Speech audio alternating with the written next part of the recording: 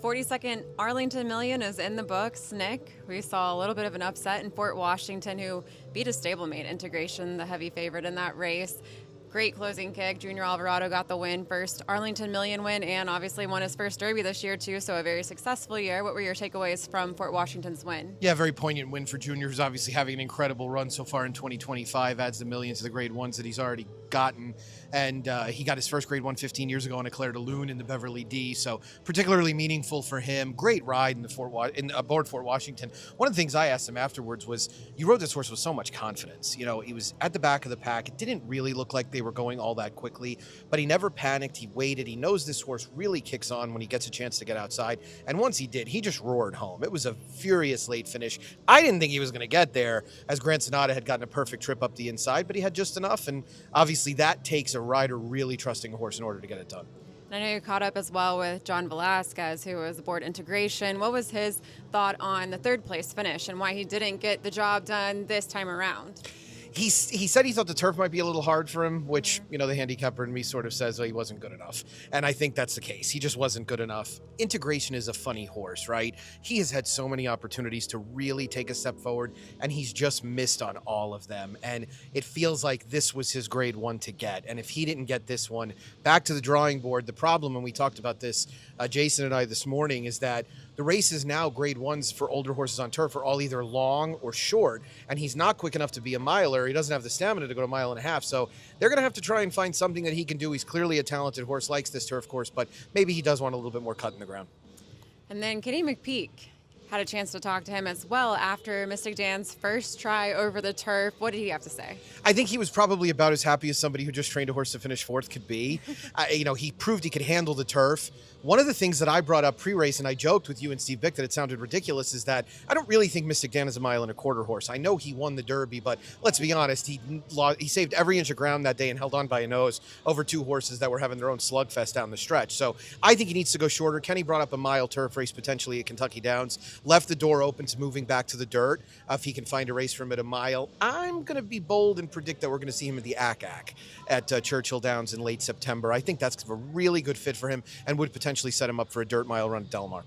Of course, the grade 2 Beverly D happened right before the Arlington Million, and it was a little surprising that Charlene's Dream went gate to wire. I think some of us were questioning, could she handle the distance, but did hold on at a mile and 3/16. I think that was the most surprising performance of the day, right? She was only 9-2, but on paper looked like a horse that was going to struggle to wire it with Be Your Best hounding her the entire way. But she reminded everybody they make them tough down in Texas, right? The Texas bred was gritty as could be down the stretch. And Javier Castellano said afterwards to you that she really dug in. And she was confronted outside the quarter pole and just kept on going. Really fun horse, and one that's in the midst of a nice year, having won the Gallaret earlier on Preakness Day. And then the grade 2 Secretariat, Giacoso, got that graded stakes win on the turf and had been on that Kentucky Derby trail, but is proving to be a very good turf runner. So where do you think we'll see Giacoso next? There are some 3-year-old turf options, obviously. I'm sure they'll consider Kentucky Downs.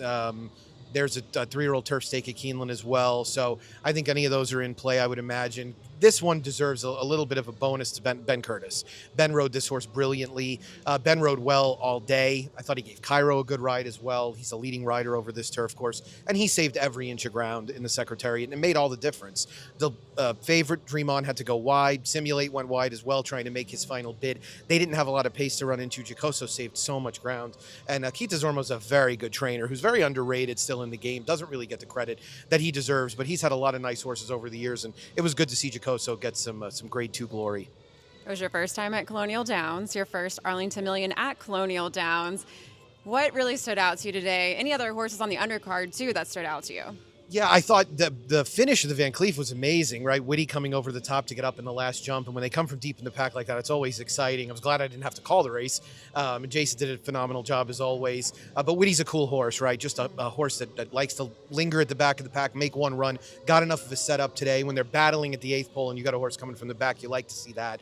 So I thought that was a really nice performance. And a great ride by Michael Sanchez on Hollywood Walk to come up the inside and win the Andy Guest a little earlier on the card. Colonial's a great place. If you've never been here, make your way out. Some of the best turf racing you're ever going to find. This turf course is in absolutely pristine condition. We had some great weather today as well, and just a nice little place, a little track on the prairie, as I joked about it. It's kind of peaceful, serene setting in Virginia, which we've now seen, you've seen a couple of times, I saw, is a great community for racing and has really rallied around this place that's now been reopened for 6 years or so and obviously flourishing.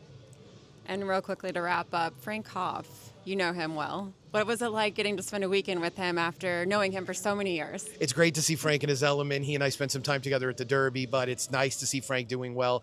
Obviously, Frank's career went much better after he hired me to be the announcer at Sam Houston. So there was a lot of room to move forward off that. Awesome. Well, there's your recap of Arlington Million Day. Thanks for hanging with us all day at Twin Spires, and we'll be back next week at Kings Plate.